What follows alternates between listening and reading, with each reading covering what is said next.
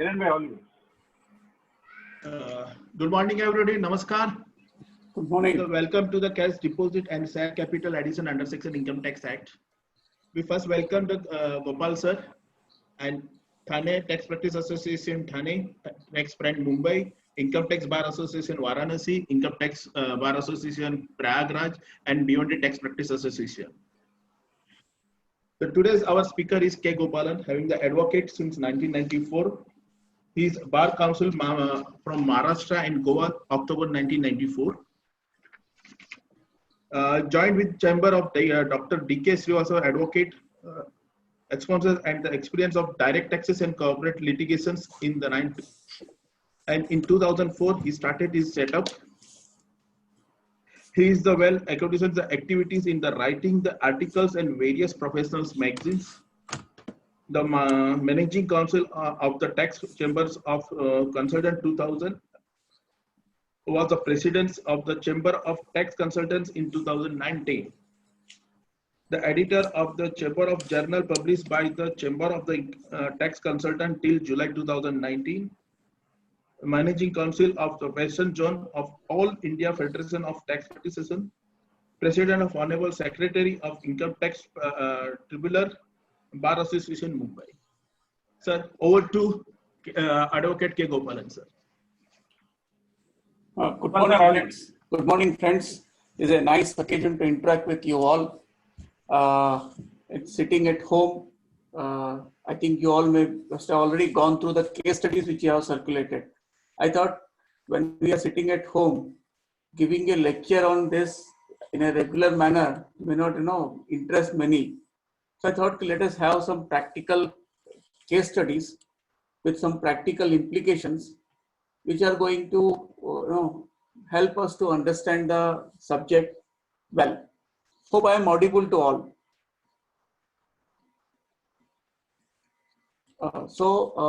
First case study is if you have gone through, I will just will not read the entire thing. The issue is like this. There is a assessee who is regularly filing his returns showing income under section 44 AD and offering income. Apart from that, that assessee has got income by way of share of profit from partnership firm. During the previous year, relevant to that assessment year, he has invested around 2 crore 50 lakhs towards purchase of a land. During the course of the assessment, when the assessment was picked up for scrutiny assessment, he got the AR information that there is a transaction of purchase of land. So the assessing officer sought the explanation of the assessee. Assessee offers his explanation saying that in the assessment years prior to the assessment year 18-19, that is the current year, which is under scrutiny, he has got his income for the earlier years around 24,80,000, around 7,20,000 in 15-16, 16-17 again 7,60,000 and 10 lakhs in 17-18, which he has offered at 8% of the gross receipts, which total amount to around 3 crore 10 lakhs. So he offers an explanation saying that 2 crore 40 lakhs is the amount which he has offered, got this from his gross receipts, which was part of his computation of profits for the earlier years under section 44 AD. So this is the entire, the consideration is out of these funds, and he explains that. And 10 lakhs, he says that he has got from profits during that year itself around 25 lakhs. So the assessing officer says, how is it possible when you offer total amount in the earlier years only 24 lakh 80,000 and you are trying to explain 2 crore 40 lakhs out of that? It means that the 92% of the expenditure which you have incurred is not correct. So I will invoke section 69 and make an addition of under section 69. Alternatively, he observes that if the total 2 crore 85 lakh 20,000 out of 3 crore 10 lakhs, which was claimed to be a deemed expenditure, then it means that 69C is not satisfied because you got an expenditure for which source is not explained, and invokes section 69C also alternatively and makes an addition under section 69. Now, the questions which we have say, are there for our discussion are: first is whether the assessing officer is justified in invoking section 69 for 2 crore 40 lakhs. Before going to, that's the first question. But the assessing officer, when he raised this, gave a show cause notice and asked for to explain the source of the investment. The source of the income investment is definitely under section 69. The onus lies on the SSC. SSC has offered the income, and he has shown that in the earlier years his gross receipts are there, and out of those receipts he has invested the money. Now, after offering the explanation, to that extent he has discharged the onus. But the second part of that is the assessing officer should be satisfied with the explanation, because merely offering an explanation is not enough. Because as far as the section 69 is concerned, what the Supreme Court says in Nuru Jahan's case, and again Mohan Kala's case, what they say, section 68, 69, the assessee should offer an explanation, but only offering an explanation is not enough.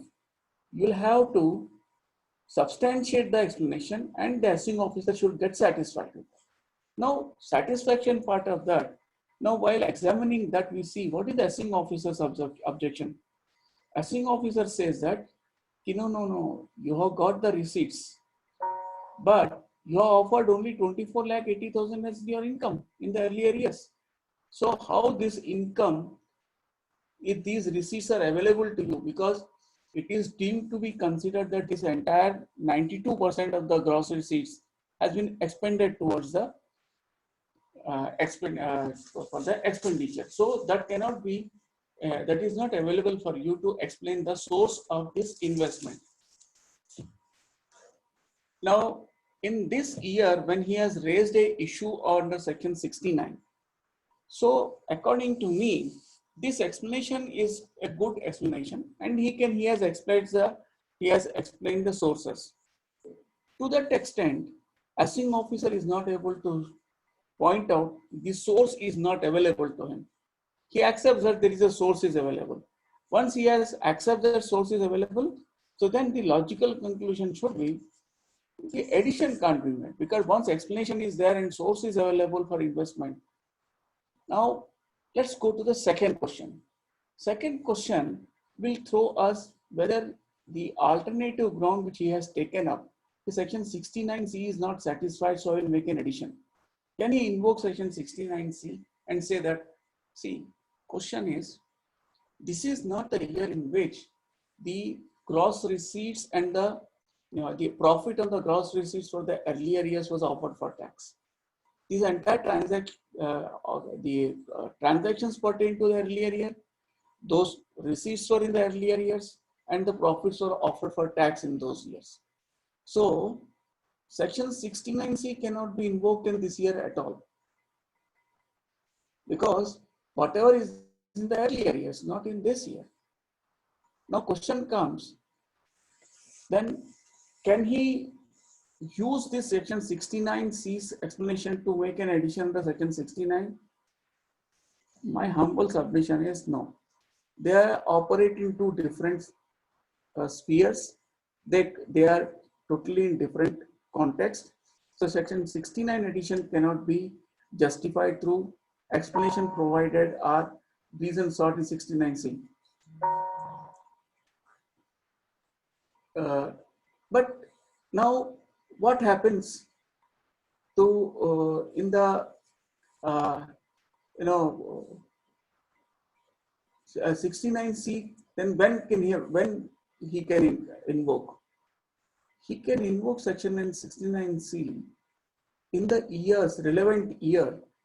Here, one issue I would like to say, when we are saying, when our query with respect to section 69 is fine, but the assessing officer can take advantage of this situation, and he may not tax you in this year, but definitely he can go to the earlier years and try to tax.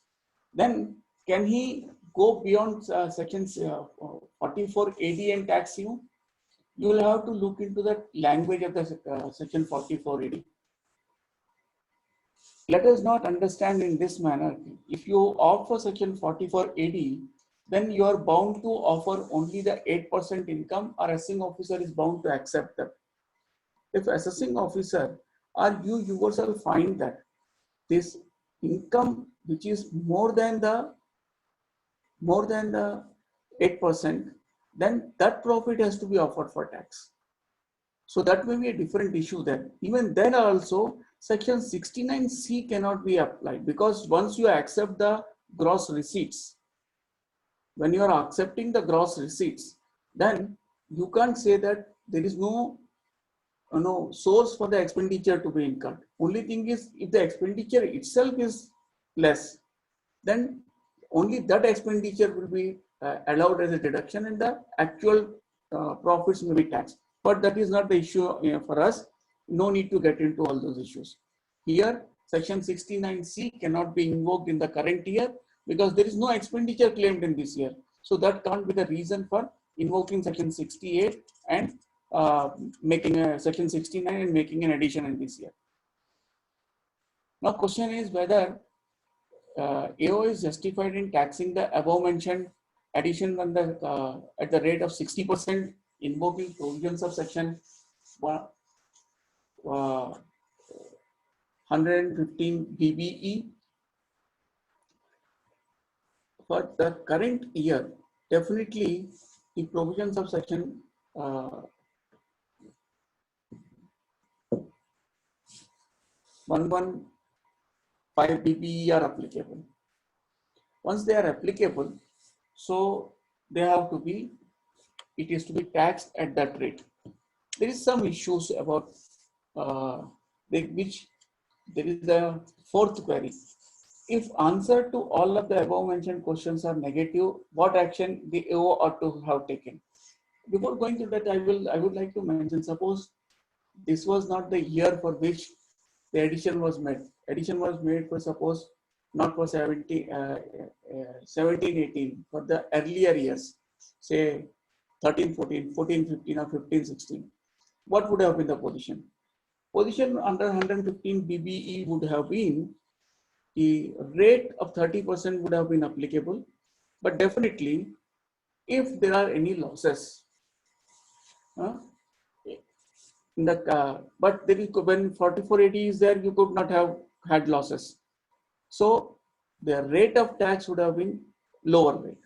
But in this year, whatever is the rate, 160%, that will be applicable. One issue comes up, which is that while preparing this, my juniors pointed out to me that the 1st April 2017, the first day of the previous year, whatever is the rate, only that is to be applied. On the 1st April 2016, whatever is the rate, because the amendment came only in the December 2016, so can it be applied for the earlier year, for the entire previous year? That is a live issue. There are case laws, especially to substantiate this, for the entire year you can't apply this tax rate.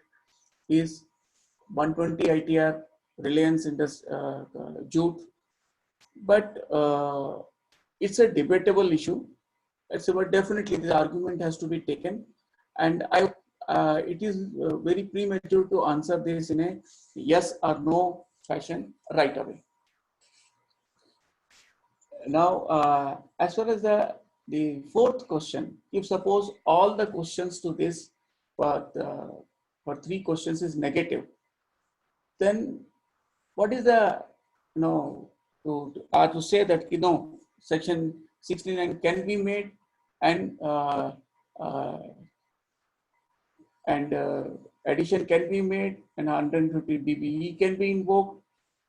See, 150, if the addition can be made under section 69, so definitely the 150 dBE will get attracted. Now, what will be the rate of tax for the entire period, 60% or not? As I mentioned, it will be a debatable issue. But there are case laws which say that the law as on the first day of the previous year has to be applied. Now, question is, had it been the earlier section 69 C or 44 AD, the explanation, the assessing officer can go to the earlier years and invoke section 69C in those years and bring higher profit to tax under section 44 AD. That he can do it. But in this year, he can't do it. And once the explanation is offered and shown that the sections, from where the sources are there, according to me, legally, the addition in this year is not justified. With this, I will move to next case study. This is a very interesting case study, which deals with share capital. In this one case study, I have tried to take up several issues together. Think of an SSE who is a builder and he has got a project in somewhere in Nasik. That's what the case study says. The total cost,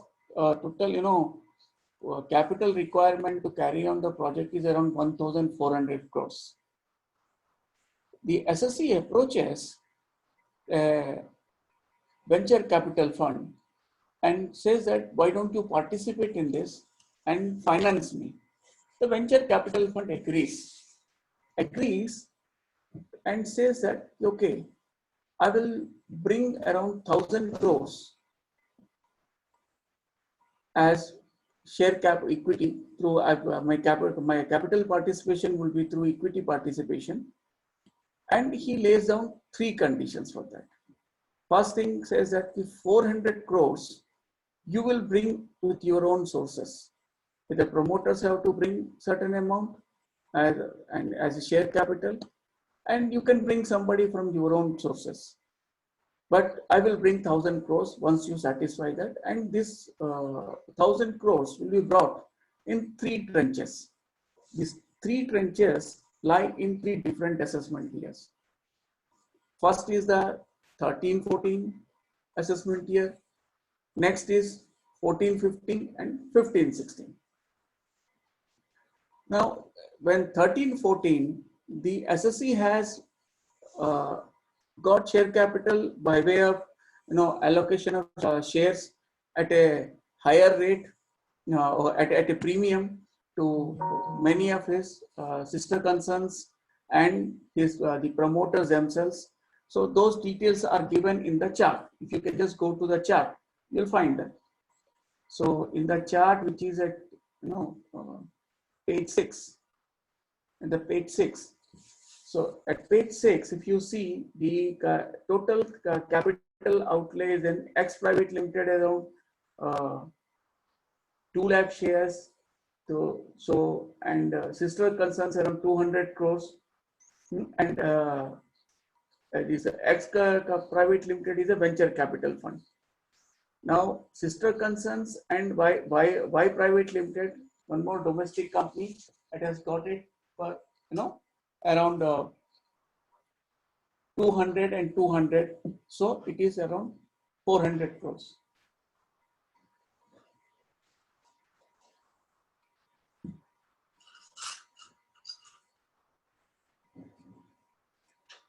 So now this assessing officer during the course of the assessment he initiates the scrutiny assessment and asks for a details with respect to the entire share capital which was opted. The long and short of story of this, as far as the venture capital fund and the promoters investment bringing 1,990 as a share premium and 10 rupees as a share capital. He accepts as far as the share capital of the promoters and the venture capital fund. He doesn't disturb that. He challenges the valuation under section 68. He invokes section 68, says that it is for the bringing the money through venture capital fund, you have provided a valuation to the RBI in which you have shown certain figure, but ultimately you have charged a much higher figure. So why the access amount charge should not be treated as not a genuine share premium. He seeks SSC's explanation. SSC in turn provides all the details, all confirmation, identity, capacity, everything. Even the venture capital fund writes a letter, 2 letters to the assessing officer and says that this is the amounts available, invested, and why I have invested. Question is my commercial decision, I have invested it. Assessing officer doesn't accept that. He says that to the extent of 1,000 rupees is fine. Remaining 990 to be treated as unexplained cash credit, and he makes an addition to that extent around 29.70 crores. Now, meanwhile, the assessing officer poses another question to the confronts the SSC with one more thing. That was, he says that why private limited, through whom you have bought around 200 crores. The director of that company has given a statement to the investigation wing, and he says that they are involved in all accommodation entries. There are no genuine transaction is there, and so assessing of has already given the confirmation letters and everything. He says that you provide me the copy of the statements and seeks cross-examination also. Very interesting point here is while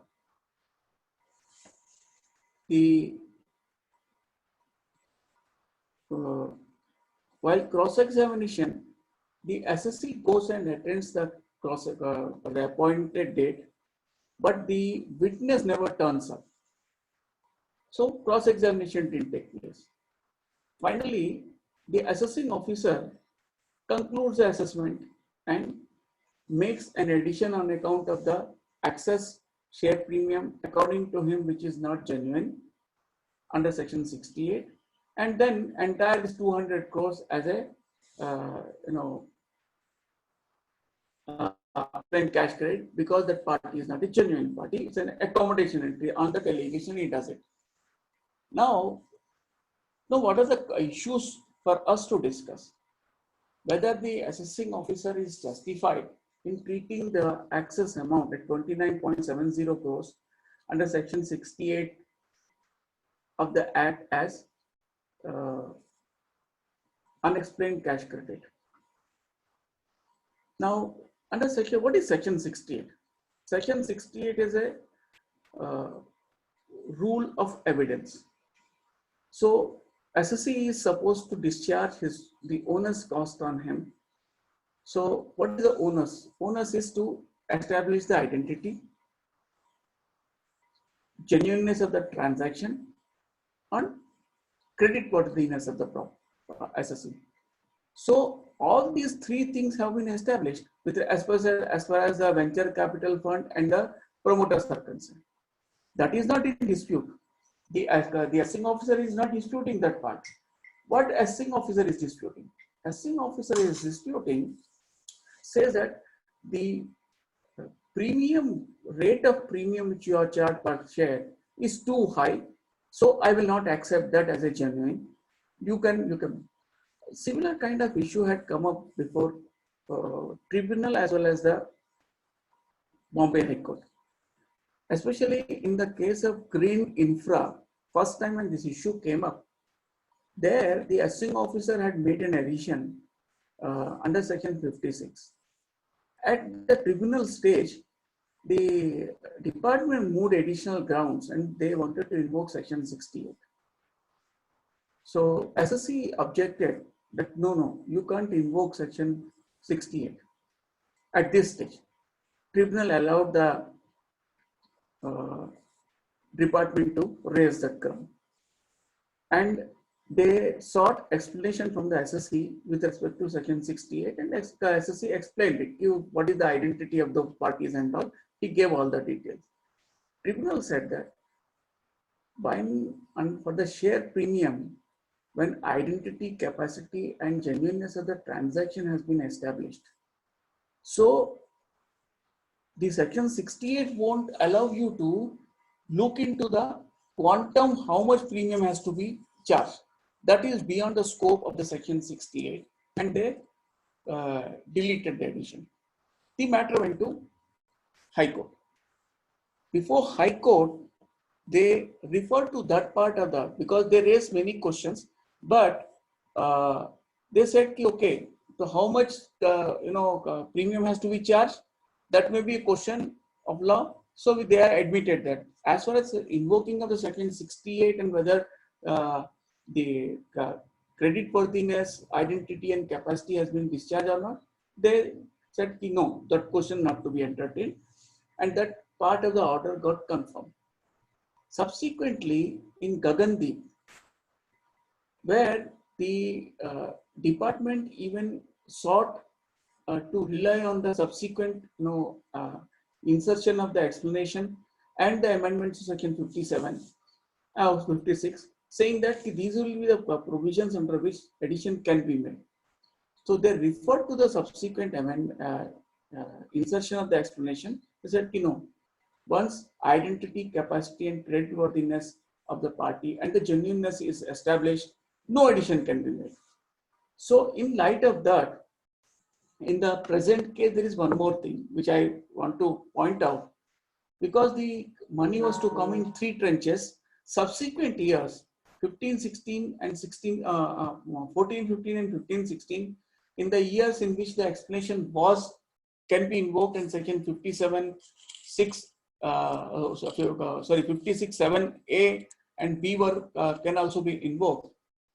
Those explanation was sought, and looking, because it specifically says that with respect to this 56, 7A, any investment made by a venture capital fund will be beyond the scope of that provision of section 56, 7A. Similar is the provision with respect to section 68 also. There is also an exception is created. So in both these years, no addition was made. This was also in such a situation, no addition can be made in the hands of the SSC of the share premium. For that purpose, in 177 ITD, 177 ITD page 44, Honorable Bombay Tribunal in the case of Varsity Education has taken a stand and deleted the addition. Now, the other question which is there with respect to second part, whether what happens to the 200 crores which was received from the Y Private Limited. Now, with respect to Y Private Limited, the SSC has given all the details. The assessing officer has not accepted because he says that there is a allegation. The investigation wing has pointed out that there was a raid on the party and they have given a statement. For that, the SSC sought the cross-examination of the party. My submission is, unless and until there is a cross-examination granted to the SSC, this he cannot proceed with the addition and ask the SSC to, he cannot reject the explanation of the SSC. For that purpose, there is a Bombay High Court decision in the case of HR Mehta, where there is a specific request is made for cross-examination. So, dehearse of cross-examination, the SSC cannot be, the assessing officer cannot go ahead and make an addition under section 68, because the department is making an allegation that the party who has subscribed to the share capital is indulging in accommodation entries. So according to me, even this addition can be agitated and fought if cross-examination is not granted. But definitely, under section 68, case laws are fine, but everything will depend upon how we lead evidence. Suppose merely not granting of cross-examination may not help us if we are not led the evidence properly. In this case, as pointed out in the material provided in the case study, that the SSC has given all the details with respect to the parties. So when SSC has already given all the details, and then the assessing officer is now using certain further material which is at his command, then assessing officer is duty bound to provide further opportunity to SSC to examine the evidence, and he is relying on certain statements. Then the whose statement he is relying upon, he has to provide a cross-examination of those parties. All for that, there are plethora of cases, case laws are there, right from starting from recently, what I mentioned, Bombay High Court decision. There are certain Supreme Court decisions are also there. Without granting cross-examination or without verifying the veracity of the statement, you can't go ahead and make addition. Assessing officer will, that is a very arbitrary thing, and on that ground itself, the addition has to be struck down. Now, third question with respect to this share capital, which is raised here, is what will be the interplay between section 68 and 5627B? As I was during the course of the discussion, as I pointed out, this issue was there in the some case laws which were dealt with by the tribunal. Here, my submission is, suppose subsequent years when section 5627B comes into operation, and all the parameters with respect to the valuation 11UA are satisfied, and SSC is able to establish that section 5767B won't come into the picture, or even if it comes into the picture, the fair market value has been established, and this is a this won't attract any adverse inference. So no addition can be made under section 5627B. So is it the end of the matter? According to me, there is one thing. Section 68 and section 5627B, they operate in two different spheres. Suppose you satisfy all the conditions given under section 5627B, but you are not able to lead any evidence to discharge the owner's cost on you on the SSC under section 68, then assessing officer may put you to task. He say that you are not discharged the owner's debt. So merely satisfying that they are as operate in two different spheres. So saying that once you are applying 5627B, as we know the kind of attitude assessing officers have got to say that it won't affect me at all in any manner. Once section 56.7B is satisfied, may not be a correct position. Now, any questions are there with respect to that? I will take it in the end as suggested by Vijay. Now I move on to the next part of the question. Whether the AO is justified in you know invoking the provisions of taxing the above income under section 115 BBE of the Act at maximum rate of 60%. Now here I would like to mention that the relevant assessment year for which addition is made is 13-14. Now 13-14, the 115 BBE may be applicable, but whether 60% rate of tax is applicable, according to me, no. That is not, because there is a clear cut, this is a circular dated 11 of 2019, dated 19th June 2019 by the CBDT, which has considered several case laws, either Kerala High Court and Gujarat High Court mainly. And they said the amendment which has taken place is prospective. So only 1/4/2017 onwards, the amended section will apply. So similarly, but they were dealing with with respect to the amendment brought with respect to the set off of the losses. But once they are mentioning that, as we have discussed in the earlier case study also, the rate of tax was subsequently amended in the December 2016. So for the earlier year, when there is the rate of tax which is prevalent in that year has to be applied, not the subsequently amended.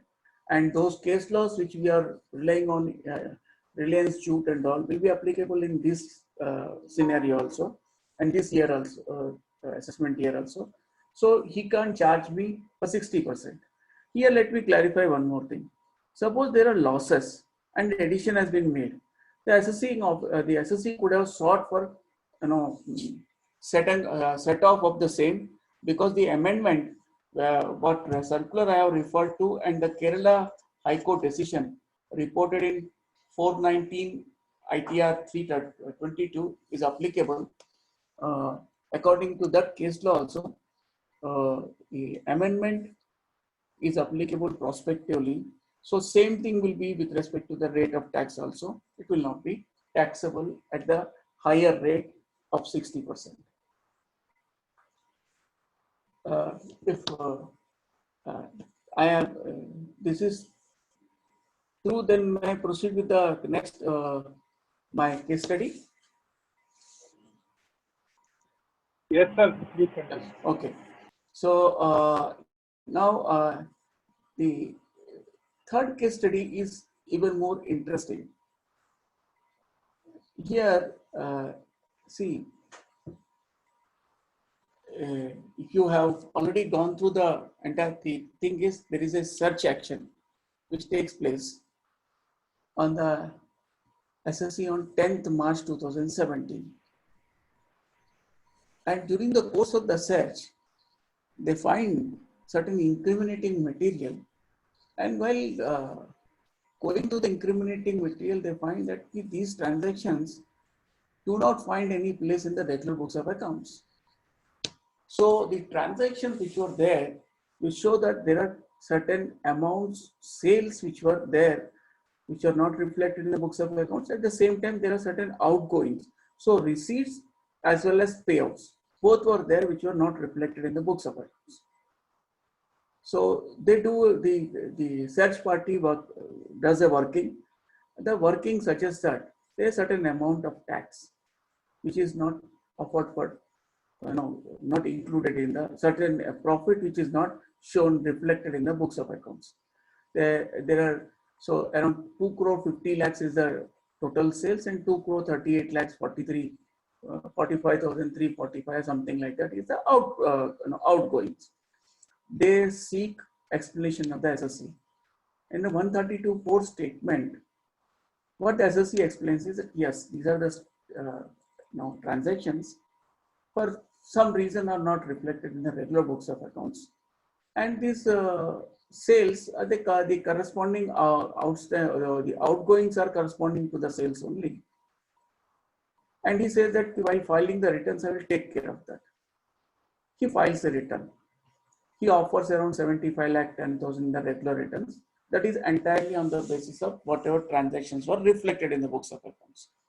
No, separate income was offered on account of the incriminating material. The scrutiny assessment starts. During the course of the scrutiny assessment, the assessing officer confronts the assessee with the same thing. Says that, this is what is the material found and this is what the statement you have given. But where is the income on account of this? Where have you offered it? He gave some explanation, and the explanation, whatever explanation is can be mentioned in my case study material. And the explanation is simple. This entire thing cannot be taxed and all, but he never offered any part of the profit. Assessing officer says that he invokes section 68 and says that I would like to do two things for that. First thing is I'm going to reject your book results. I am not going to accept your book results. And I am going to invoke section 68 and add the entire 2 crore 50 lakhs as your income. And he further makes, and while concluding it, he makes addition and he further, what happens, the entire transactions which were not recorded in books of accounts were in cash. So he invokes section 48(3) and he makes a disallowance with respect to the same.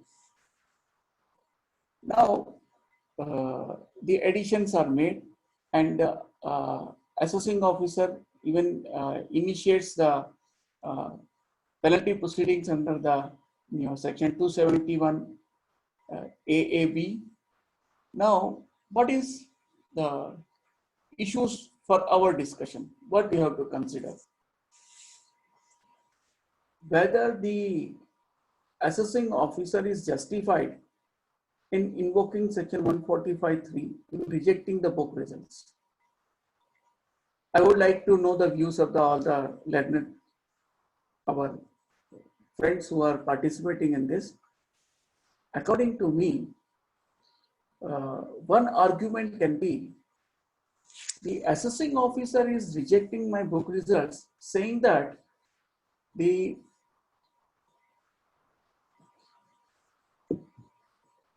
books, there are certain transactions which are not reflected in my books, so my book results should be rejected.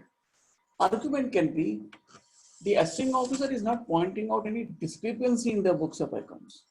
So can he reject it? Can he reject it?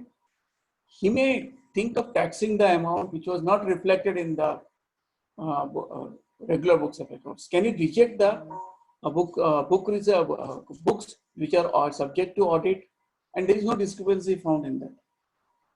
According to me, this argument may not stand. Reason is, the books of accounts should give the accurate and true state of affairs, correct state of affairs. They don't reflect the correct state of affairs. When the search took place, when the incriminating material was found, then there is a deficiency in the books of accounts. Books of accounts are made as per the whims and fancies of the SSE. That is not the correct position.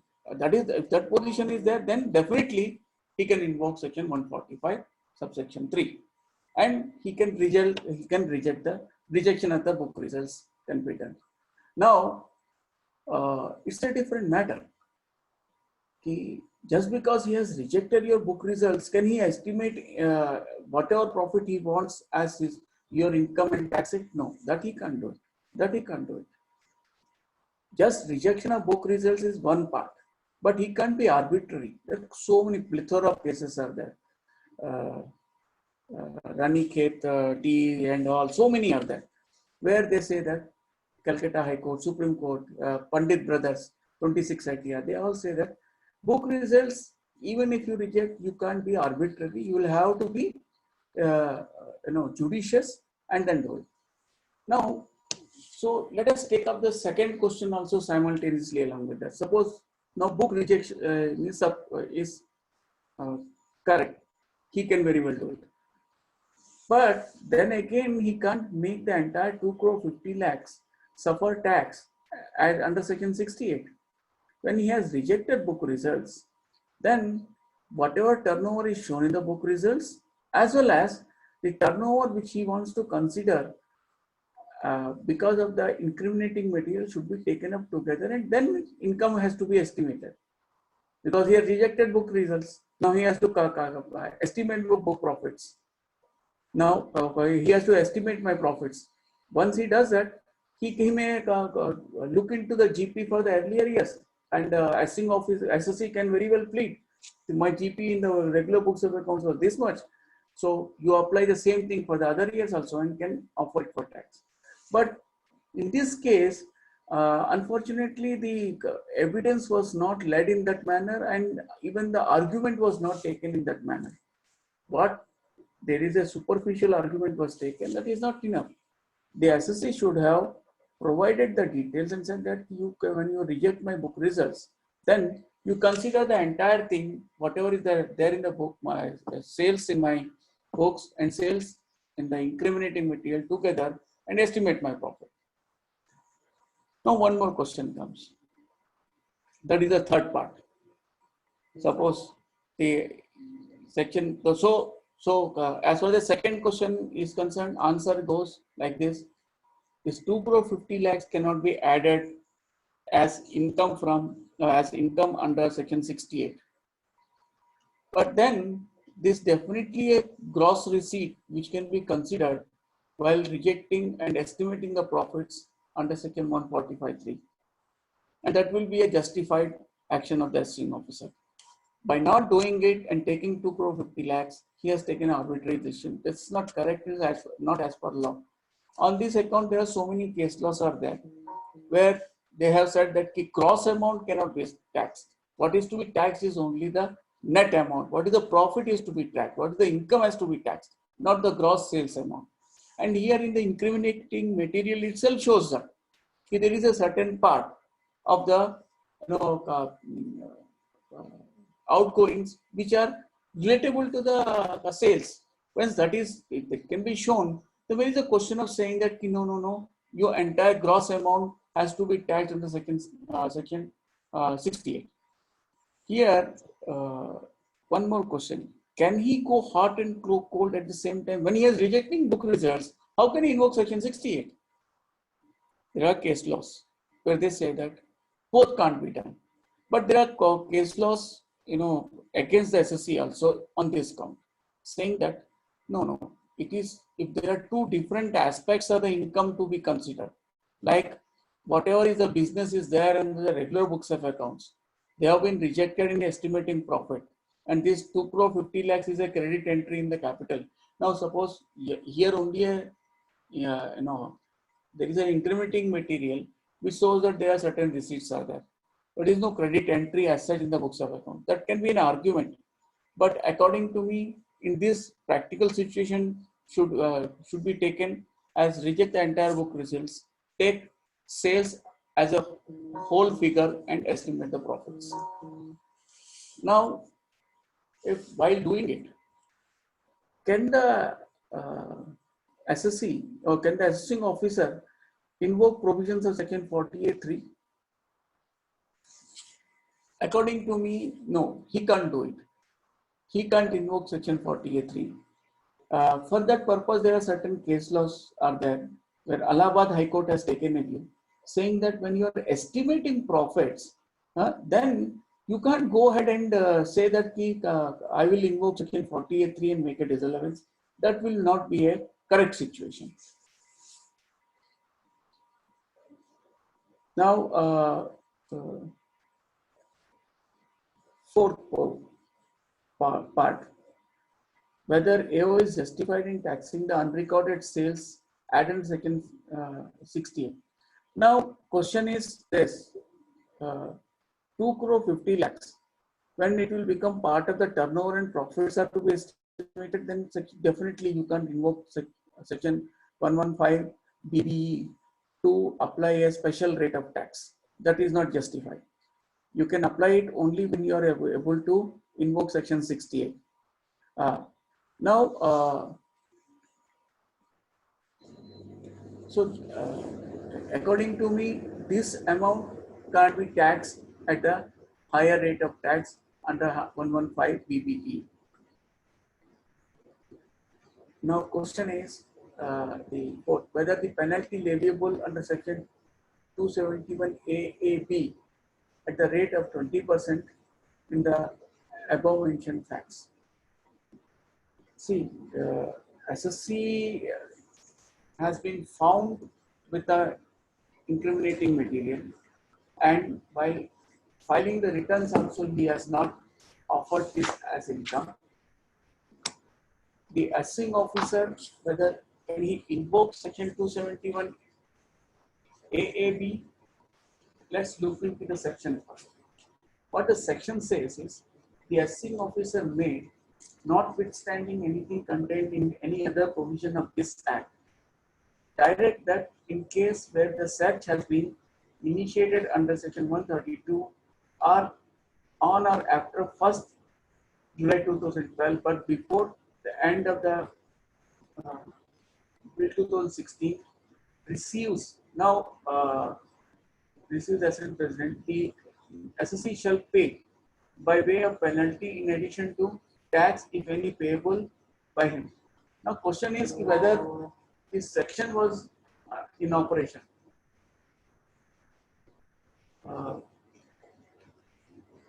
Even then, I think if there is an explanation is sought, they will separately, he will initiate the proceedings, and he has to give an explanation to that. Levy a penalty, I leave it at this. Any further queries come, then I will try to deal with that. Otherwise, it's a debatable issue. Vijay, some more time is available, na? Yes, sir. So I will, Yes, sir. 15 minutes more. Yeah, can you? I can carry No on. problem. Huh? Yeah, yeah. Okay. Yeah, yeah. Okay. So now coming to the case study number 4. Case study number 4 is a very interesting case where the SSC has got 2 streams of business, and this is a year in which the demonetization has taken place. Now, how is the one is activity, one line of business is cooking gas. Supply of, he is a BPCL dealer of supplying cooking gas. Another business is supply of wholesale, retail and wholesale of other consumer goods.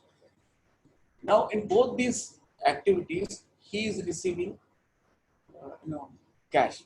Especially if you see the chart which I have provided.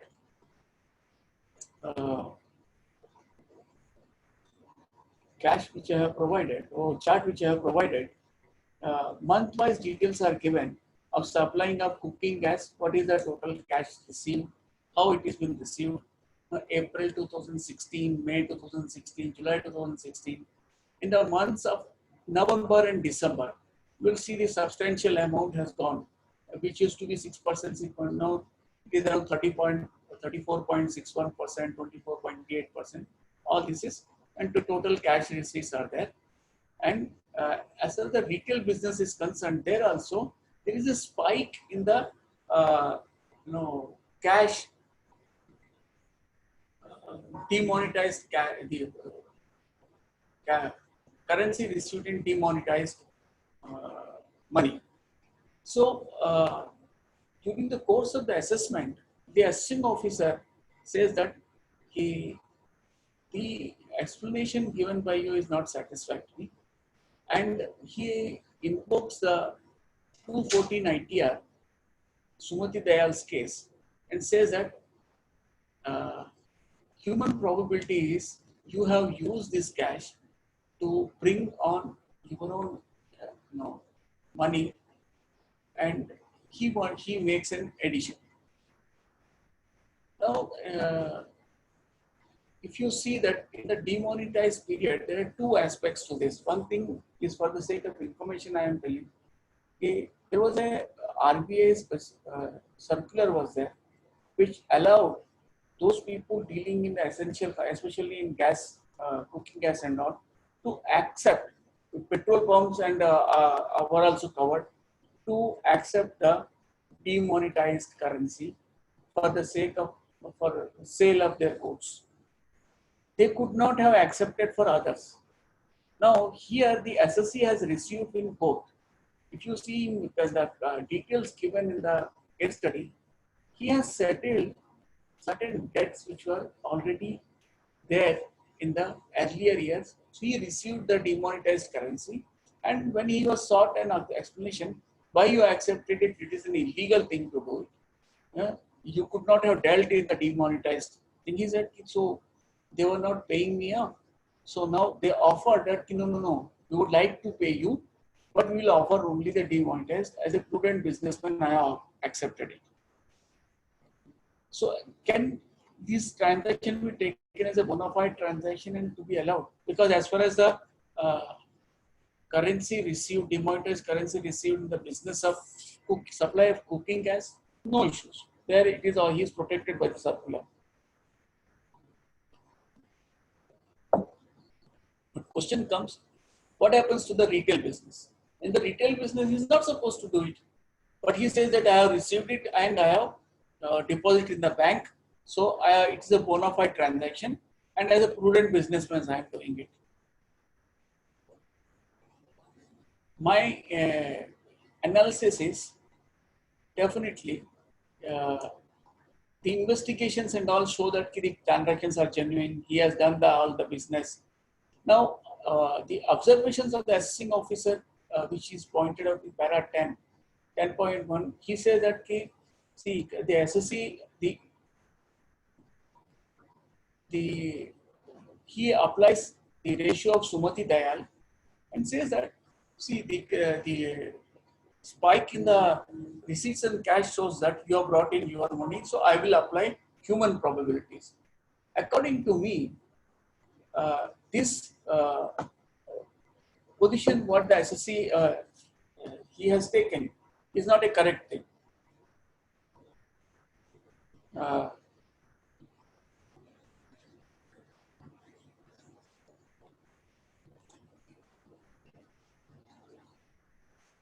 And he can't say that just because you have received the cash in these months more than, and within the special circumstances he has done it, so he can't apply the ratio of Sumati Dayal. Ratio of Sumati Dayal is applicable only where the SSC, here SSC is running a business and it was, the details are available. But one question comes, as far as the retail business is concerned, while settling the debtors, whether he has breached any law in receiving the currency is a debatable issue. One will recommend, my junior Mr. Tanmay Phadke had pointed out to me, in Chamber had organized a program when the demonetization has taken place. In that, several experts were there. One of the experts' view was the demonetization, dealing in the demonetized currency, even after 8th November 2016, may not be an offense. But I have got my own doubts because subsequently they amended the certain provisions, fiscal provisions. I don't know whether RBI Act was amended, because they said if you are found with the demonetized currency, if you are holding demonetized currency, even then you are breaching the law and you are liable to be prosecuted. So then definitely there is a violation of law. But just because he has violated certain law, Section 68 cannot be invoked and said that it is amount to be added into your as unexplained cash credit. So, according to me, this addition cannot be made invoking section 68. Now, so let's go to the what is the points to be discussed among us. Now,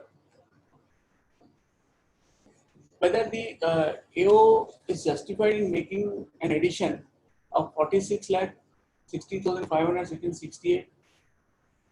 Now, what are the parameters of section 68? Now, parameter one thing is that all these amounts which were received in cash were offered for tax as my sales turnover. And so, can he apply section 68 to my sales turnover? When and the SSC has already said, pointed out to him, these are the sales to the parties he has said, because the details which are there shows that he has even asked in page 133.6. They will over there the parties are there as far as his gas business is concerned, cooking gas is concerned. That's fine. In the retail business also, he's providing all the details. Can he say that it is because you have received in cash? Can he make an addition? According to me, what cash he has deposited in the bank, section 68 cannot be invoked because he is if he invokes section 68 for sales, then it will be difficult how many customers he is going to bring them. So this question is a very debatable issue. Can section 68 be applied for a sales? I remember in the earlier there was certain one case law, but Delhi High Court which said that if sale consideration was received and you don't dispute that there is sales have taken place, is a part of the sales turnover. To that extent, then you can invoke section 68 and make the cross addition. Whether you agree with the rate of profit or not, that is the only issue you can look into that. You can't say that just because. So that is one of the issues there. So, but that was not a clear cut saying that section 68 cannot be applied in a sales data. But because it's a credit entry, whether it is to be considered. Now here credit entry is in the bank passbook. So this is a Bombay High Court decision. It says that merely there is an entry in the passbook will not justify invoking section 68. But see, that may not protect the SSC completely because then they can invoke section 69. Then what will happen? So even section 69 or section 68, they both are rules of evidence. Here it is a sale consideration which he is offering for tax. Then only thing has to be looked into is whether that is in the overall circumstantial thing it is to be justified or not.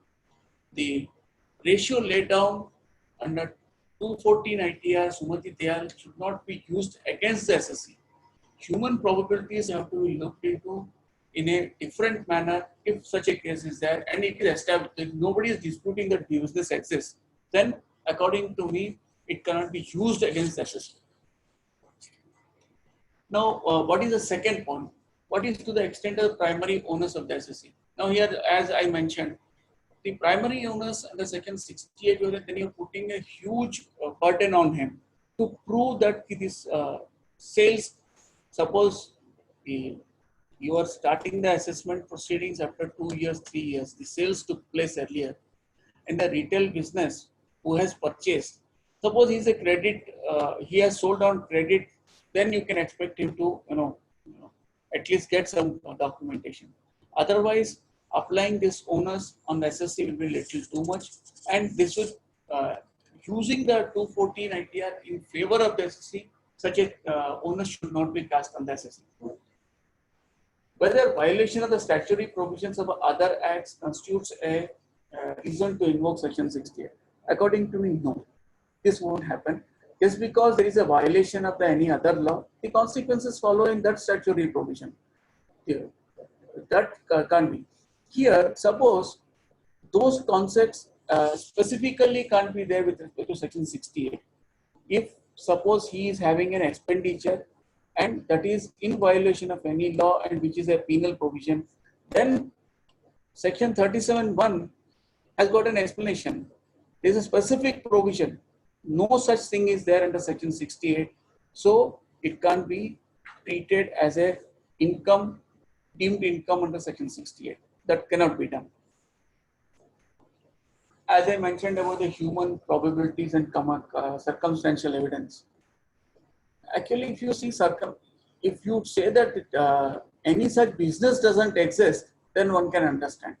But you accept that business is there and everything is there. The circumstantial evidence shows that section 68 cannot be invoked. Only thing he has to look into that whether is offered the proper profit or not. And this analysis, the chart which is given where there is a spike in the cash receipts in those 2 months, November, December, or to the extent, certain extent, January, that is only for the sake of investigations is fine. We are aware of mere suspicion cannot be replaced as an evidence to make an addition. This can't, merely on the basis of certain, presumption, you can't make an addition.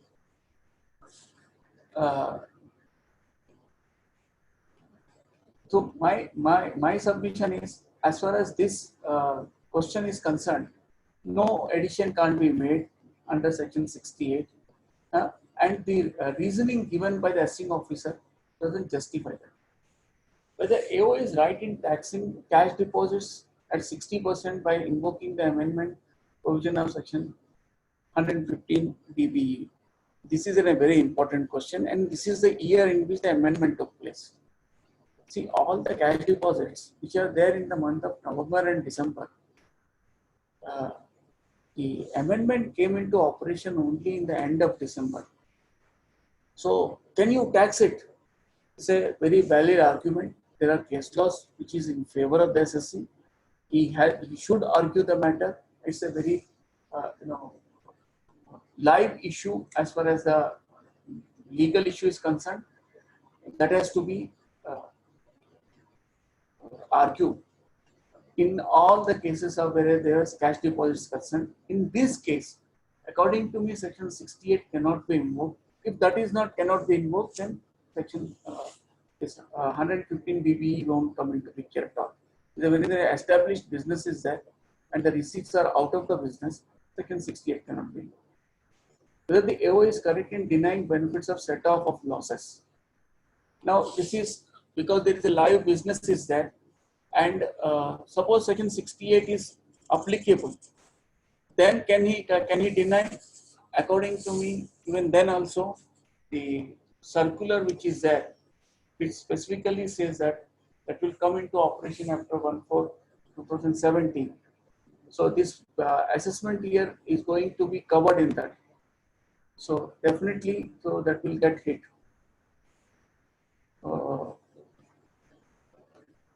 Fourth point is, would answers to the above mentioned questions differ if the assessment in question was prior to the assessment year 17-18? So I think other part is fine if the demonetization is not there. So that I think this analysis would not have been there. Demonetization is then 16 only. So whether in the earlier years also there were cash deposits and 115 BBE.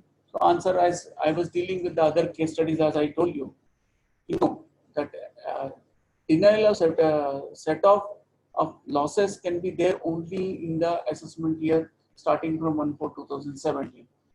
So in view of that, the answer will vary only with respect to the set-off of losses. As far as section 68 is concerned, in the earlier also the business is established. So just because there is a spike in certain assessment year of the cash deposits, it is established and relatable to the business. And the spike which is shown is due to a certain circumstances. I don't think so. The section 68 can be invoked in this manner, and that the department should not do it. It's not because in all the cases of the covered under petrol pumps and cooking gas, which are covered, there you can't make an addition because they were authorized to receive it. So that doesn't justify the addition of section 68. That's what is my answer. So Vijay, I think I have taken up all the case studies. If you want to take up the questions, you can. Whether you are able to hear me, na?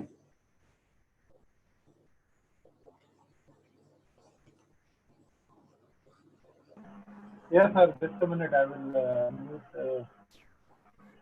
Yeah, Viren bhai, all yours. Thank you, sir. Ah. Thank you, given the good guidelines regarding on the 68, 69, and 69C. Hmm. The question is come from Nitesh Bansal on PMGK. Yep. Okay. The SS is a firm, deposit cash rupees 25 lakhs under the PMK scheme, paid the tax, and create the FD as per the requirement. After 10 days, the bank sent the mail that the deposit cannot be under this scheme, the firm is not allowed it. On the basis of the SSC, again they declare the same in the name of partner and paid the tax and create the deposit. But he come to know that the tax paid in the firm name will not be back. How can the SSC claim refund on which was paid by the twice time? See, though it is not related to this issue, but definitely I will answer this. See, in the case of the firm, again, whether he has paid the taxes in the end of the individual. Again, he paid the tax in the name of individual, partner's name. The partner's name, he again paid the. So, yeah. See, here he should seek a refund of the money from the authorities. If they don't give, then he doesn't have any other option but to challenge it in the High Court by way of writ petition. If they have accepted and the position in the hands of the partnership firm with respect to the same cash, he should show these details and seek a refund of the money. Because unless and until it is authorized under Article 165, they can't retain the money. And to that effect, there is a Supreme Court decision in the case of Shelley Products, which says that without the authorization of the Article 165, you can't collect any tax and retain it. So to that extent, they can very well challenge it before if the authorities are not granting it. But definitely any other scheme related details which are not before me right now. So any specific answer I can give only after looking into that. I feel that in general, if once the same transaction has already been, they have collected the taxes and they have accepted a position with respect to same cash, they can't collect the tax twice. With that, in that limited, general perspective, I'm saying that I am not, looked into the details of the PMGKY. If any specific, bar is there, taxes cannot be refunded. But when they are rejecting this on the basis of eligibility criteria, then they can't retain the money. The second question by the CA Satish Kadam, the cash deposit by the Cooperative Credit Society during this period, out of the loan recovered from their member, the PAN confirmation receipts available with the credit society, whether the cash deposit will be added under section 69. See, when all the details are available with them, they are able to discharge the owners. If they are, let them lead the evidence. If they are discharging the owners, addition can't be made. If they are not able to discharge the owners, and especially the capacity part. In cooperative credit society, the issue comes up with respect to the capacity. Capacity they were able to demonstrate and identity is established. I think the owners, prima facie owners is discharged. Third question is asked by the Nitesh Bansal, sir.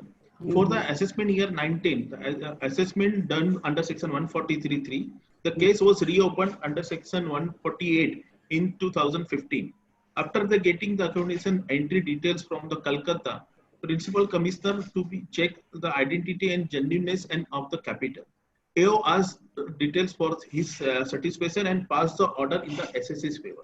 Mhm. The principal commissioner again opened the case in 2017 with the saying that the proper investigation is not done by the AO during the assessment period under section 48. The question is that whether the principal commissioner has have right to reopen under section 148.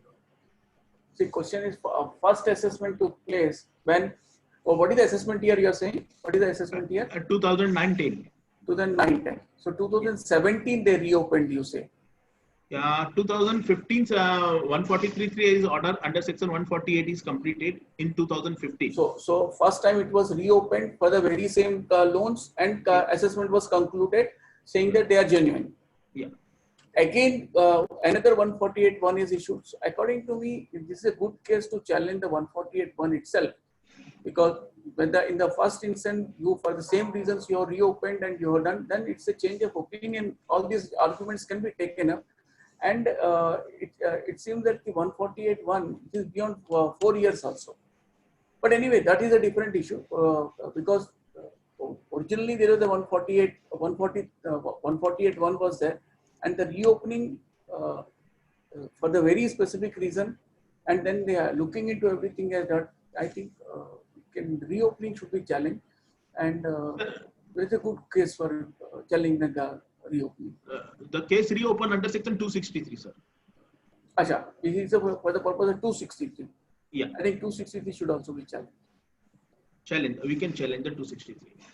It should be challenged because the 263. See, question is that there is a now lack of investigation. That was the very reason for which it was reopened, and those details were provided to him. If anything further was there, then that is not fault of the SSC.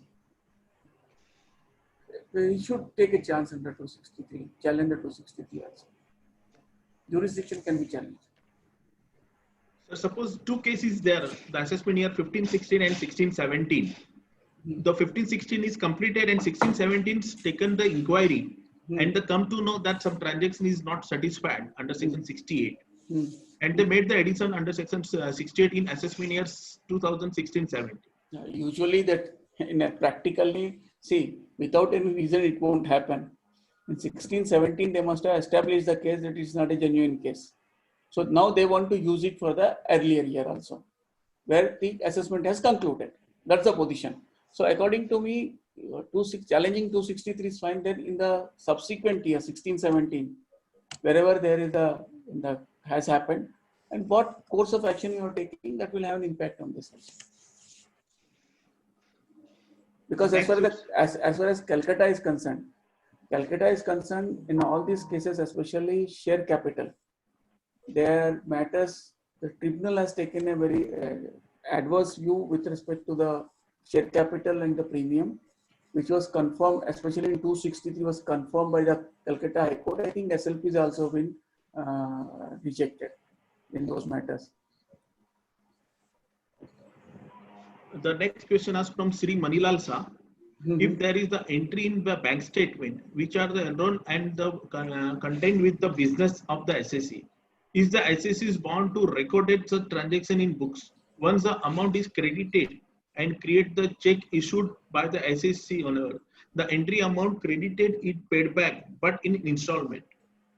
No, question is, his question is whether that amount pertains to his business or not. Yeah, it's with the business. It pertains to his business. Yeah. It pertains to his business, and he is able to show that this is how, for what purpose he has received it. What is his business?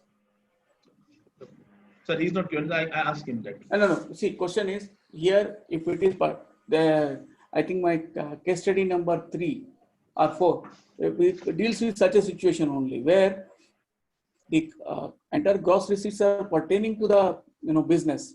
Then section 68 has to be invoked or not, just because there is a deposit into the bank. That is the entry amount, sir. The entry amount is credited, it is paid back.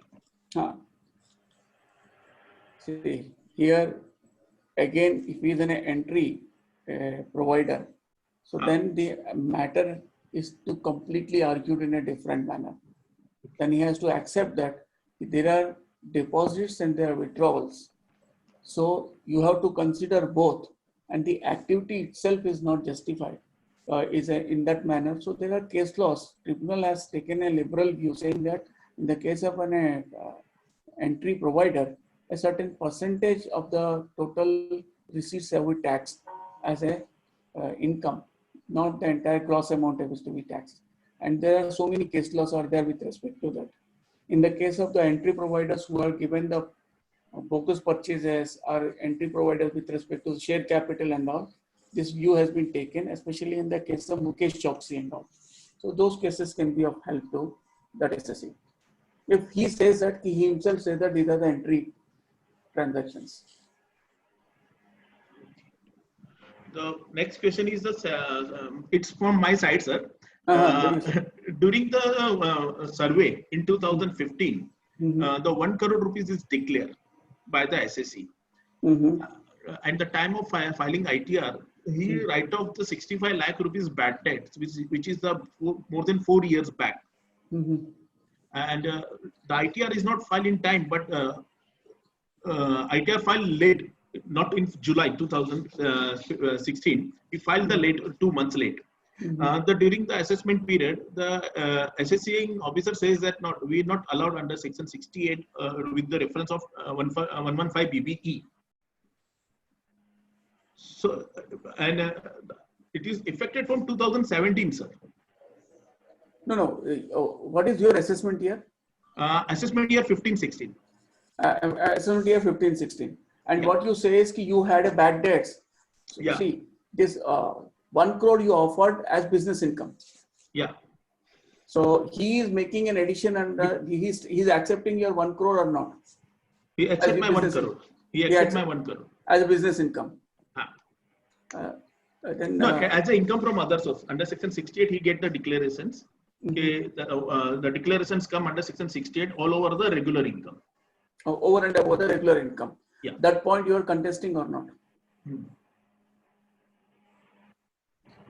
Because see, in survey, when you this income was offered for tax, offered for tax as what?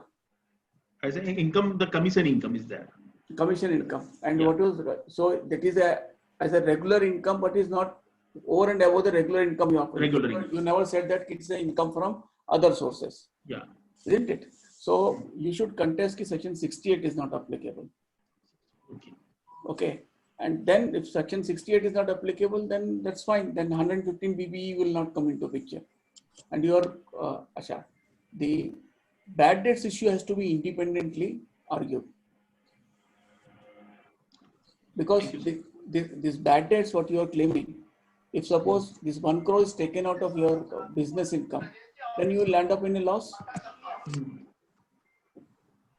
No, I am not coming to the loss. That is the profit is there. In that, even if you after you write off the 65 lakhs. Yeah. Then independently you should call for fight for bad debts, because then it has nothing to do with your income from other sources.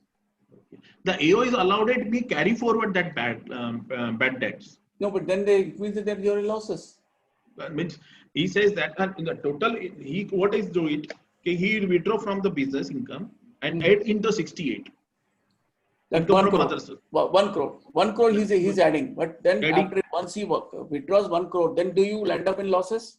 Yeah, I am coming to the losses then. Losses. In the earlier year, then you will get a set off of the losses. Yeah, earlier. Because prior to 1/4/2017, there is a scope of set off. So that cannot be denied to you. The intra-head set off can also be there. There is no more questions, sir, from anywhere. So thank you for that helping. Now I come to Vijay, sir. Over to Vijay, sir. Thank you, Virendra ji. Thank you, Gopal sir. Before Vijay, just give me a minute. Yeah. See, friends, sitting at home, I was, having only income tax act. My juniors, Tanmay Phadke and Neha Paranjpe, they helped me out. Otherwise, I was, unable to. So many material and all was not available, but they helped me out in doing it. So I thank them also. Neha is online, sir. So I thank Vijay also for pushing me to take it up. Otherwise, in between, I was requesting I would like to get out of this. Anyway, thank you. Interacting with you all was very nice.